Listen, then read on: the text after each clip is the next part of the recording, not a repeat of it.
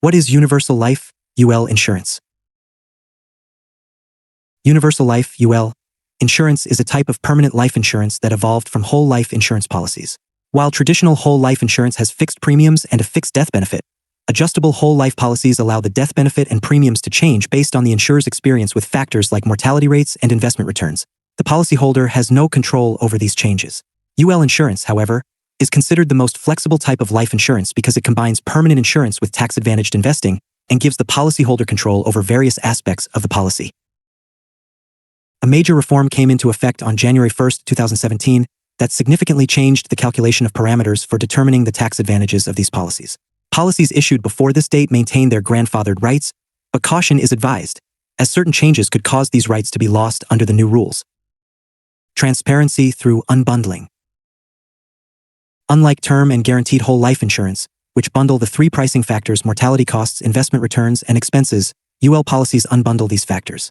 This means the policyholder can see how mortality costs are applied, how expense charges are calculated, and what guaranteed investment returns apply to the policy. This transparency helps the policyholder understand how costs and expenses affect the policy's cash value over time. Cash value, CV. The cash value of a UL policy is the value of the investment accounts within the policy. It may not always equal the cash surrender value, CSV, if surrender charges apply. Premium tax. Since UL policies are a hybrid of insurance and investment contracts, the money paid into them is often referred to as a deposit rather than a premium. However, when a policyholder pays a premium, the insurance company passes a percentage, usually 2% to 4% depending on the jurisdiction, to the provincial or territorial government as a premium tax. This tax is charged on the entire premium, not just the portion that covers the cost of insurance. In contrast, investing the same money outside of a policy, such as in mutual funds or GICs, would not be subject to this tax. Mortality charges. These costs reflect the insurance company's expense of paying out death benefits and are deducted from the policy's investment account. The policyholder has some control over how these costs are calculated. Administrative expenses. These expenses, which can include the costs of selling, underwriting, issuing policies, and paying claims, are also deducted from the investment account. Due to the complexity of UL insurance, these administrative costs are typically higher than for other permanent insurance forms. They might be charged as a percentage of the annual premium or as a flat monthly fee. Investment income. The policyholder has considerable flexibility in how investments are made within the policy. Investment income accumulates tax-free, as long as it doesn't exceed certain limits set by the Income Tax Act. This transparency gives the policyholder a clearer picture of their investment's performance based on changes in the policy's cash value. Flexibility for the policyholder. UL insurance is often marketed as the only insurance you'll ever need because it can be highly customized. This flexibility applies to the timing and amount of premiums, the face amount of the policy, and the lives insured. Timing and amount of premiums. Within limits, the policyholder can decide how much and when to pay premiums. The suggested minimum premium is designed to cover the premium tax and the insurer's mortality and administrative costs, and keep the policy in force until age 100. However, this minimum amount is not enough to build up the investment account. A policy that only receives the minimum premiums is called a minimally funded UL policy. Policyholders can also pay a higher amount initially to take advantage of tax-sheltered growth and build up the cash value. Most policies have a maximum premium limit to ensure the policy maintains its tax-exempt status. A policy that is always paying the maximum amount is called a maximum funded UL policy. Policyholders can also make lump sum premium deposits and can even reduce or stop payments temporarily as long as the investment account is large enough to cover the mortality and expense deductions. Insufficient account value. A UL policy will stay in force as long as the investment account value is sufficient to cover the mortality and expense deductions. Key factors that can lead to an insufficient account value include: the policy was always minimally funded. The policyholder made withdrawals. The policyholder decreased or stopped premium payments. Investment returns were lower than expected or negative. Modal factors. For most UL policies, the modal factor is simply 1 divided by the number of payments per year, meaning the insurer does not charge interest for spreading out premium payments. In contrast, term and whole life insurance policies often apply a modal factor that includes an interest charge. Face amount. When acquiring a UL policy, the policyholder selects a face amount. This amount can be increased later by adding new coverage on an attained age basis, but this generally requires the insured person to provide evidence of insurability. The face amount can also be decreased to minimize administrative expenses. Changes to the face amount impact the policy's cash value growth because mortality costs are directly tied to the face amount. An increase in the face amount will increase mortality cost deductions, which can slow or even erode the cash value unless premiums are also increased. Conversely, a decrease in the face amount will reduce mortality costs, potentially leading to faster cash value growth if premiums remain the same. Life/lives insured. A single UL policy can cover multiple lives on a joint life basis, a single life basis, or a combination of both. Policyholders may also be able to add or substitute a new life insured, provided the person can prove insurability. Pricing the insurance component. Mortality cost deductions are based on the net amount at risk (NAR) and the mortality costing method used. Net amount at risk (NAR). This is the amount the insurer is at risk of paying out. For a UL policy, the NAR is calculated as the death benefit minus the investment account value. As the investment account value grows, the NAR decreases, which in turn decreases mortality deductions. Yearly renewable term, YRT, versus level cost of insurance, LCOI. Policyholders can choose between two mortality costing options. Yearly renewable term, YRT. The cost per $1,000 of risk generally increases each year because the risk of death increases with age. YRT provides the best potential for short to mid-term growth of the investment account due to lower initial deductions. However, in later years, the deductions can become very high and may quickly deplete the cash value. Level cost of insurance, LCOI. The cost per $1,000 of risk generally remains constant over the policy's duration. Deductions are higher in the early years, which can result in a slower cash value buildup. However, in later years, LCOI deductions are much lower than YRT, which helps preserve the cash value. Agents should help clients choose the option that aligns with their goals. YRT is better for those seeking greater short-term policy fund values, while LCOI is better for long-term values because it locks in a level rate for life. Some policies allow switching from YRT to LCOI, but the rates will be based on the insured's age at the time of the switch. Switching from LCOI to YRT is generally not permitted. Guaranteed versus adjustable mortality deductions. While some policies have a guaranteed costing schedule, others may be subject to adjustments by the insurance company to reflect their actual experience. Some adjustable policies have restricted increases, limiting them to a certain percentage of the original schedule, while open-ended increases pose a significant risk to the policyholder. Death benefit options. UL policies offer various death benefit options. The choice of option affects the NAR and, therefore, the mortality deductions and the policy's investment performance. Level death benefit. This is the least expensive option and is suitable for those without an increasing insurance need. The beneficiary receives the original face amount, which remains constant. The NAR and mortality deductions decrease as the policy's cash value grows, allowing the investment account to grow more quickly. Level death benefit plus account value. The death benefit equals the original face amount plus the value of the investment account. The NAR remains level while the death benefit increases. This option has higher mortality deductions than the level death benefit option, which means the investment account grows more slowly.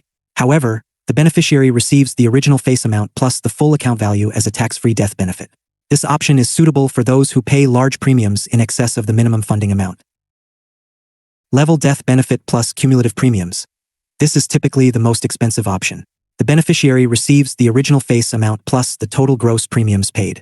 This provides a full refund of premiums if the insured dies. The NAR equals the original face amount plus the cumulative premiums minus the account value.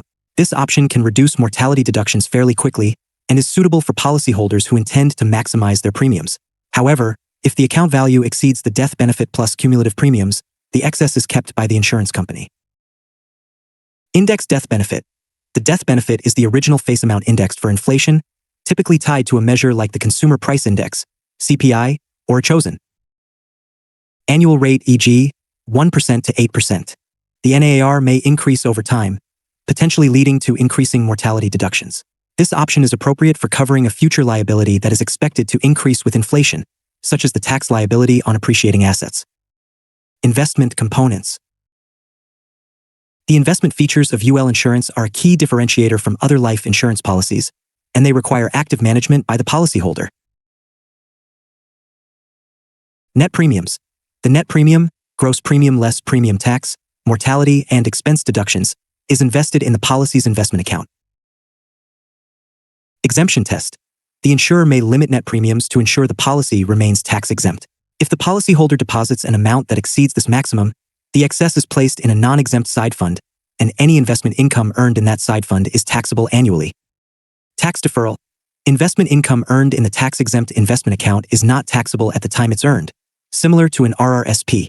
This allows the full amount to be reinvested and grow significantly over time. Tax on this growth is deferred until the policy is surrendered. If the death benefit includes the account value, the growth may never be taxed. Investment choices. UL policies offer a variety of fixed income and equity investment choices, giving the policyholder control over the investment mix. This is unlike other permanent policies where the insurance company makes the investment decisions. Common options include daily interest accounts. DIA offer a minimum guaranteed interest rate, with the principal guaranteed. Guaranteed investment accounts.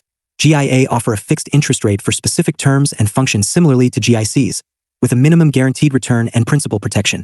A market value adjustment or penalty may apply for early redemption. Index fund investments. Interest is credited based on the performance of a chosen index, which can be positive or negative, meaning the account value could decline. Mutual fund investments. Interest income is based on the performance of a selection of mutual funds, and like index funds, returns can be positive or negative. Impact of investment returns. The various factors in a UL policy are interrelated and must be balanced for long-term viability.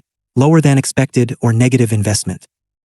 Returns can quickly erode the account value and increase the risk of the policy lapsing unless the policyholder deposits additional premiums. Accumulating fund. The investment account of a UL policy can provide the policyholder with several benefits, including surrendering the policy. A policyholder can terminate the policy and receive the cash surrender value, CSV, which is the cash value of the investment account minus any surrender charges.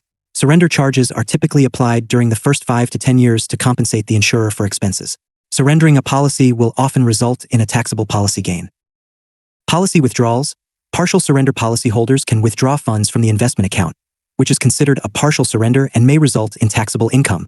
Withdrawals will impede the growth of the account and could affect the policy's long-term viability. Premium offsets.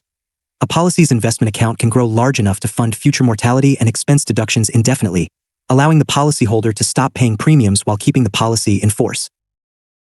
Policy loans. The policyholder can obtain a loan from the insurance company against the policy's cash surrender value, typically between 50% and 90%. The loan balance plus any accrued interest will reduce the death benefit. Policy loan is also a taxable disposition. Collateral for third-party loans.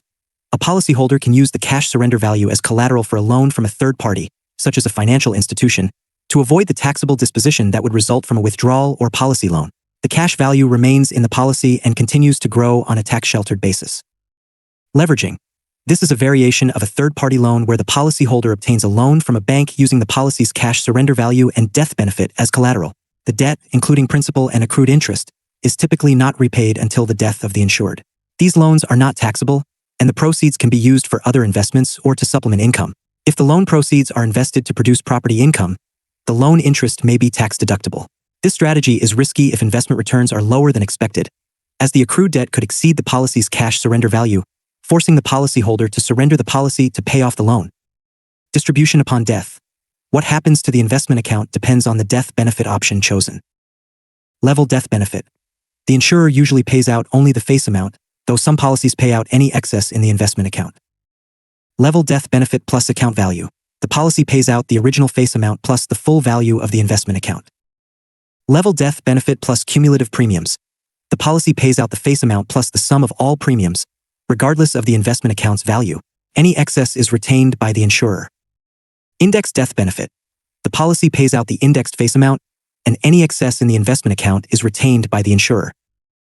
This information outlines the key characteristics of universal life, UL, and whole life insurance, including their advantages and disadvantages, and how they compare on several important factors. Universal life insurance. Universal life, UL, insurance is known for its flexibility. You can adjust or even suspend your premium payments as long as your policy's account value is sufficient. Policyholders also have choices regarding how their policy's investment account is invested.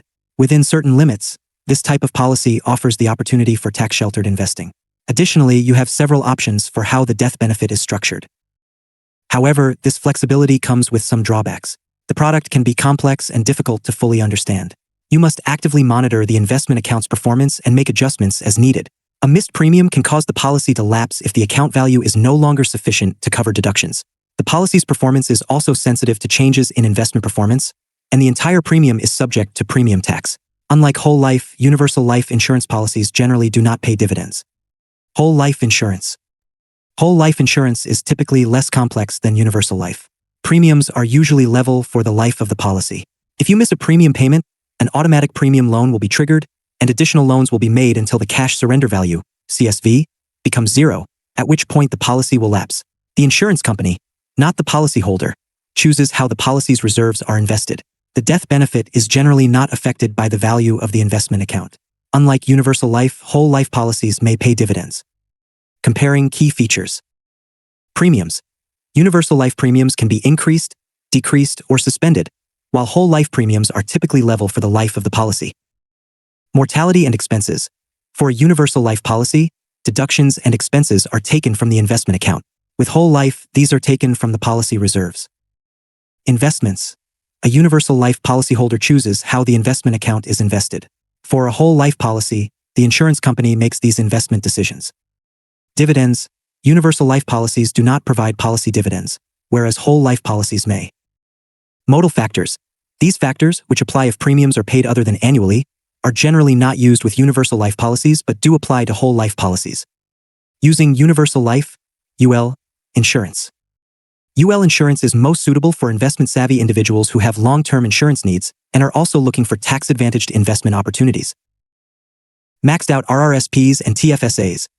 UL policies can be attractive to people who have already maximized their contributions to registered retirement savings plans, RRSPs, and tax-free savings accounts, TFSAs, especially if they are in a high tax bracket.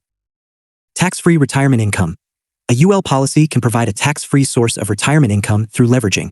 The policyholder can obtain a series of loans using the policy's cash value as collateral. Since the policyholder is not actually withdrawing the funds, no income tax is triggered, and the investment account remains intact to continue earning tax-free income.